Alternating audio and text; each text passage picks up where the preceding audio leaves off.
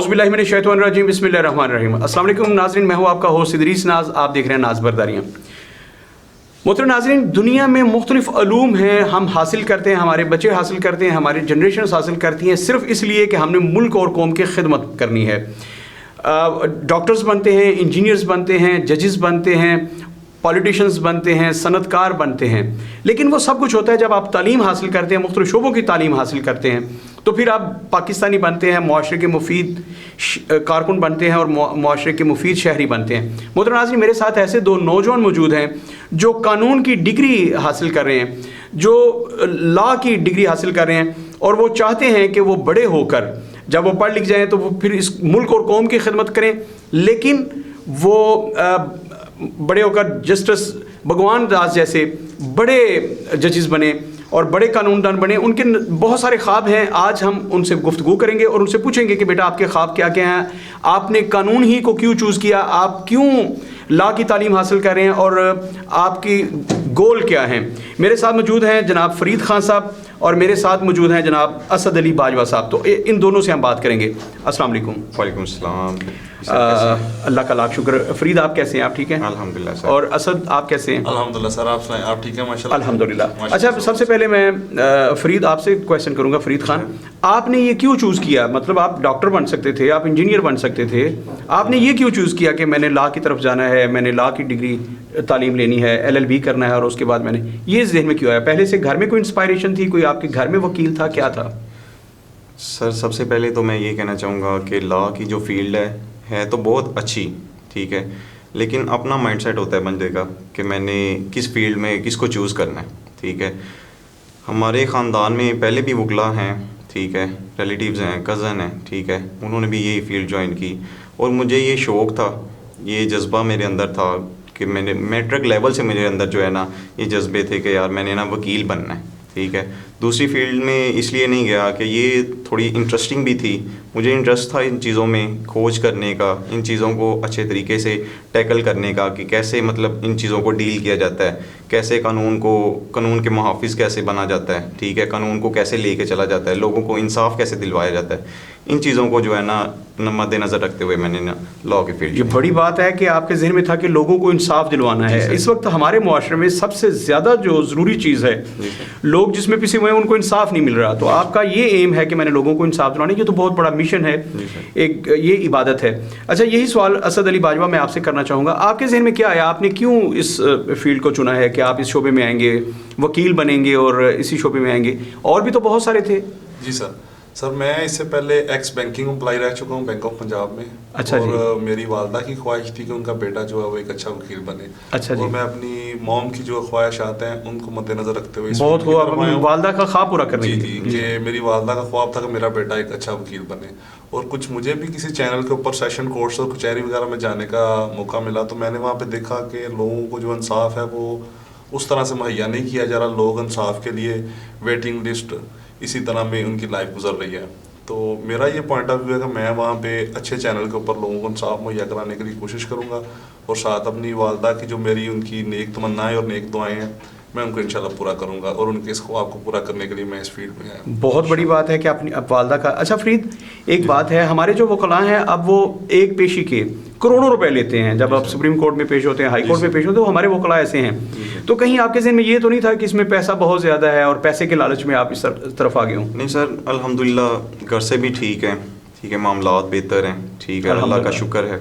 जी sir, कि लेकिन मेरा बस ना ये शौक़ था कि मैं इस चीज़ को फील्ड करूं, इस फील्ड को जो है ज्वाइन करूं, ठीक है, और लोगों को इंसाफ दिलवाऊं। पैसा तो आने जाने वाली चीज़ है, ठीक है, वैसे भी अल्हम्दुलिल्लाह कारोबार है, ठीक है, उसमें से भी पैसा आता है, लेकिन मुझे ना इस चीज़ का शौक़ था ताकि मैं लोगों को इंसाफ दिलवा सकूँ। अच्छा, हमारे यहाँ असद इस वक्त पाकिस्तान की जो सूरत हाल है, हम दुनिया की उस जगह पे खड़े हैं जहाँ पे हमारे यहाँ ना कानून की हुक्मरानी है, ये ना इंसाफ मिलता है लोगों को। मतलब आपने एप्लीकेशन दे दी है अपना हक़ लेने के लिए, तो आपका पोता शायद वो हक़ ले ले।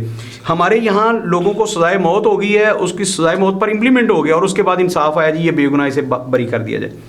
तो आप इस सिस्टम का हिस्सा बन रहे हैं, क्या आप भी मतलब उसी तरह पेशी पे पेशी पैसे कमाने के लिए ये सब कुछ करेंगे या मुख्तलिफ आपके जहन में कुछ है? सर, हमारी इंशाल्लाह कोशिश होगी कि हर किसी को इंसाफ जो है वो अच्छे क्राइटेरिया पर मुहैया किया जाए।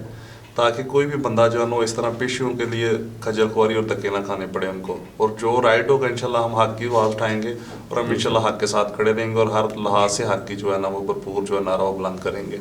और इंशाल्लाह हमारी कोशिश होगी कि इसको अच्छे चैनल के थ्रू से लोगों तक जो है इंसाफ मुहैया किया जाए। उसके अंदर हमें अपनी फीसिस वगैरह की या मनी की या अमाउंट वगैरह की नहीं लालच होगी, हम सिर्फ यही चाहेंगे कि खुदा की ज़ात राज़ी हो, क्योंकि सबसे बड़ी ज़ात तो इंसाफ की अल्लाह ताला की है। और ये जो सेशंस के दायरे या एडमिनिस्ट्रेटर के दायरे हैं जो हमारे जजीज़ बैठे हुए हैं, ये हमारे लिए बेसिकली दाद रसी के लिए हैं। इंसाफ की ज़ात तो अल्लाह ताला की है, और हम इंशाल्लाह कोशिश करेंगे कि हमारे पास भी जो बंदा है हम उसकी दाद रसी अच्छे से कर सके और उनको अच्छे तरीके से हर चीज़ मुहैया कर सके। बड़ी बात है असद, मैं हैरान रहा हूँ कि अल्लाह करे जो आपके ये व्यूज़ आज हैं बाद में भी यूँ। हमारे यहाँ होता है कि जब आप प्रैक्टिकल फील्ड में आ जाते हैं, प्रैक्टिकल लाइफ में आ जाते हैं, आपके पास डिग्री आ जाती है, तो फिर ये सारी चीज़ें भूल जाता है बंदा, फिर वो पैसे की दौड़ में पड़ जाता है। यहाँ पे ये सबसे ख़तरनाक शोबा है वकालत का मेरे नज़दीक। मतलब आपको पता होता है कि आपका जो क्लाइंट है इसने चोरी की है, इसने डकैती की है, इसने कत्ल किया है, इसने जना किया है, इसने शराब पी है, इसके बावजूद आप उससे पैसे लेते हैं और उसे मुकदमे से बाइज्जत बरी करवाने के लिए जिद्दोजहद करते हैं। तो ये रिज़्क़ हलाल नहीं है मेरे नज़दीक। तो ये इतना ख़तरनाक काम है। मतलब मेरा बेटा भी ला कर रहा है और मेरी ख्वाहिश होगी, मैंने अपने बेटे से कहा है कि बेटा मुझे बिल्कुल तुम्हारी ऐसी कमाई नहीं चाहिए। 100 मरतबा कह चुका अपने बेटे से कि बेटा तुमने किसी क्रिमिनल को सपोर्ट नहीं करना, उसके लिए उससे पैसे लेके। मतलब यहाँ आप 1000 लीटर दूध जो है केमिकल वाला मिल जाए तो वकील आपसे कहेगा दे 20,000 रुपया, मैं तेरी हुनी ज़मानत करवा देना, तुम्हें जेल भी नहीं जाना पड़ेगा। तो यहाँ पर जो मिलावट है इस मुल्क में जो हो रहा है, हमारे यहाँ कानून की हुक्मरानी, हम कहते हैं इंसाफ नहीं मिलता, तो सबसे बड़ी रुकावट कौन है? आपके वकला। अच्छा फरीद, मैं आपसे एक क्वेश्चन करना चाहूँगा। फरीद, ये जो मैंने बात की है कि हमारे मुल्क में इंसाफ में रुकावट, सबसे बड़ी रुकावट मेरे नज़दीक तो खुद वकला हैं। मतलब वो केसेस को लिंगर ऑन कर देते हैं सिर्फ अपनी फ़ीस के चक्कर में, वो पेशी पे पेश नहीं होते। वो कह देते हैं अपने मुंशी को भेज देते हैं, जाओ जाके जज साहब को कह देना कि वकील साहब हाई कोर्ट पेश हुए हैं, दूसरी अदालत में है तो तारीख दे दी जाए।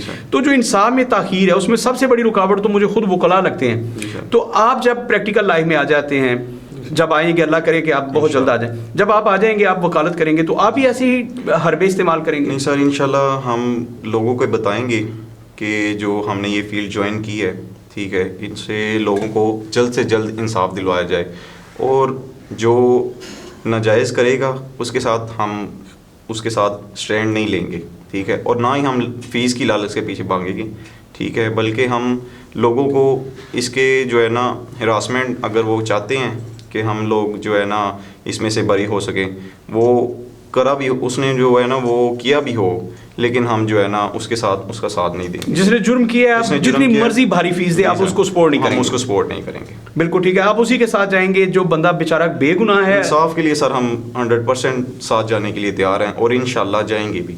ये तो बहुत बड़ी बात है असद, मैं हैरान हूँ। अगर तो आपके विचार यही हैं तो ये तो इबादत है, इससे बड़ी कोई इबादत नहीं हो सकती। मतलब नमाज पढ़ना बहुत बड़ी इबादत है, रोज़े आ रहे हैं, रोज़े रखना बहुत बड़ी इबादत है, लेकिन ये कि किसी को इंसाफ मिल जाए।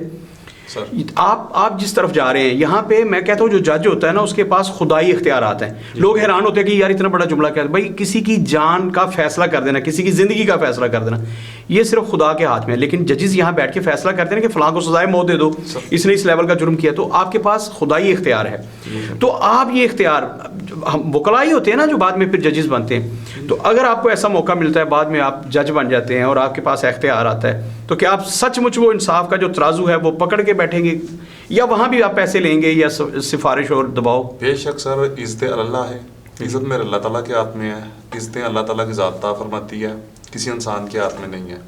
अगर अल्लाह ताला की ज़ात हमें इस इज़्ज़त के मनसब के ऊपर फायज करती है तो इंशाल्लाह हम रब की ज़ात को याद करते हुए एक जायज़ काम के ऊपर ही वर्क करेंगे, बिल्कुल नाजायज़ ज़रा भी नहीं किया जाएगा। क्योंकि मैं इस चीज़ को समझूंगा कि अगर इस सीट के ऊपर बैठा हूँ, मैं इस मनसब पे बैठा हूँ, तो ये मनसब मुझे अल्लाह ताला की ज़ात ने अता किया है, और मैं इंशाल्लाह वो वर्क करूँगा जो कि अल्लाह ताला की रज़ा को राज़ी करने के लिए हो। और इंशाल्लाह हमारी कोशिश होगी कि हम किसी नाजायज़ को इस तरह से उसके ऊपर हक मुसल्लत नहीं करेंगे कि सब कुछ हमारे हैंड में और हम अपना जनाब साहब उसको दिखाएं कि ये सब हमारे हैंड में। ऐसा नहीं होगा। इंशाल्लाह उस चीज़ को सर्च किया जाएगा, बाकायदा एविडेंस रिसीव किए जाएंगे और देखा जाएगा कि कौन आया के जुर्मदार है, और इंशाल्लाह अल्लाह ताला की ज़ात को हाज़िर नाज़र रखते हुए हम उसके लिए अच्छे से अच्छी जो है ना वो काम करेंगे। بہت خوب. اچھا فرید, آخری میں آپ سے بات کروں گا. جی سر. آپ نے اپنے سینئرز جو سپریم کورٹ سے لے کر چھوٹی کورٹس تک پریکٹسز کر رہے ہیں, ان کے لیے آپ کیا پیغام دینا چاہیں گے کہ اتنا بڑا منصب ہے, اتنی بڑی ذمہ داری ہے, آپ انصاف دلوانے کے لیے ہیں, تو آپ کیا پیغام دینا چاہیں گے کہ جو ہمارے, میں نے بتایا ٹیکسٹ استعمال کیے جاتے ہیں, حربے استعمال کیے جاتے ہیں کہ کیس کو لنگر آن کیا جائے, لوگوں تک انصاف, یا اپنا جو آپ کا مخالف ہے, چونکہ آپ نے ایک بندے سے پیسے لے لیے کرمنل سے, تو دوسرے کو ہر صورت رگڑا دینا ہے. آپ اپنے سینئرز کو کیا پیغام دینا چاہیں گے کہ انہیں وکالت کے شعبے میں رہتے ہوئے کیا کرنا چاہیے؟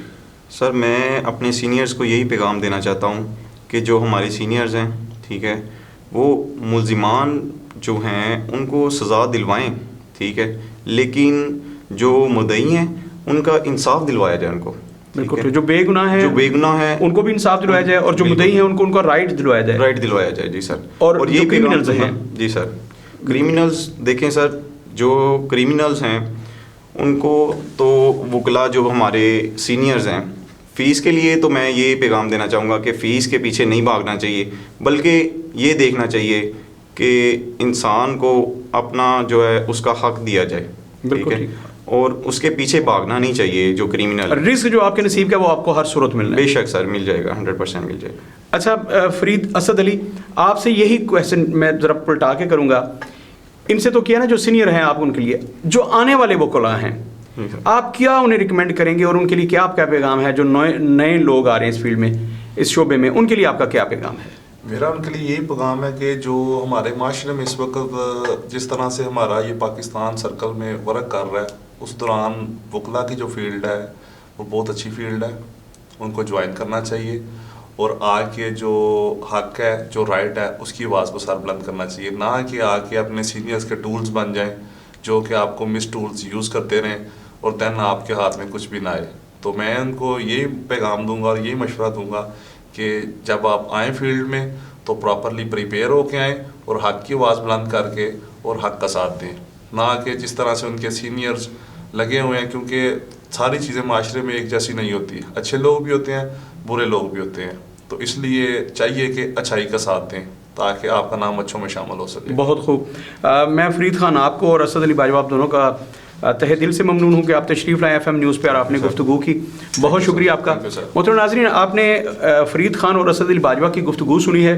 دونوں نوجوان جو وکالت کے شعبے میں ہیں, وکالت کی ڈگری حاصل کرنے کے لیے کالج میں جا رہے ہیں, اور ان کا فیوچر پلان جو ہے آپ نے دیکھا کتنا خوبصورت ہے. وہ چاہتے ہیں کہ وہ اس مقدس پیشے میں جب آئیں تو وہ لوگوں کو انصاف دلوانے کے لیے اپنا بھرپور کردار ادا کریں. ان کا مطمع نظر پیسہ کمانا نہیں ہے, وہ کالے کوٹ کو اس لیے پہن کے نہیں آئے کہ انہوں نے بدماشی کرنی ہے, انہوں نے مطلب معاشرے میں جو اس وقت ٹرینڈ چل رہا ہے کہ کالا کوٹ پہن لیا تو اب ہمیں کوئی روک نہیں سکتا, ہم جو مرضی کریں, ہم جتنی مرضی وائلیشن کریں. یہ وہ نوجوان ہیں جو پاکستان کا خوبصورت چہرہ ہیں, ہمارے رول ماڈل ہیں. میں اللہ سے دعا کروں گا کہ اللہ کرے فرید خان اور اسد علی باجوہ دونوں فیوچر میں جب جائیں, جب یہ پریکٹیکل لائف میں جائیں, تو ان کے وچار بالکل یہی ہوں جو آج ہیں, اور وہ پریکٹیکلی ایسا کریں کہ پاکستان کو ان پر فخر ہو, پوری دنیا سلیوٹ کرے کہ یہ وہ نوجوان ہیں جو رول ماڈل ہیں. اللہ ان کا بھی حامی و ناصر, ہم سب کا حامی و ناصر, اور اللہ کرے کہ پاکستان میں قانون اور انصاف کی حکمرانی ہو. پاکستان زندہ باد.